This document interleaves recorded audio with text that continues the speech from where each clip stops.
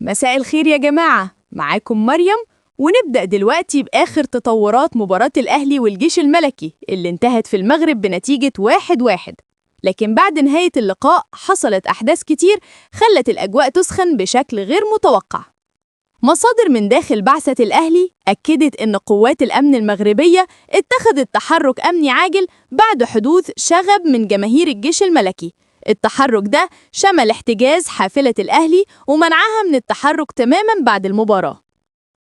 الأمن وجه تعليمات واضحة للاعبين والجهاز الفني إنهم يفضلوا جوه غرف الملابس ومفيش أي حد يخرج قبل التأكد من إن المدرجات اتفضت بالكامل والجماهير خرجت من محيط الاستاد.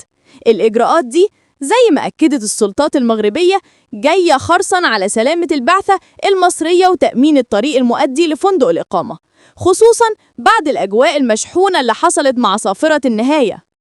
وبصراحة التحرك السريع ده من الأمن كان مهم جداً علشان يمنع أي احتكاك ويحافظ على سلامة اللاعبين والجهاز الفني.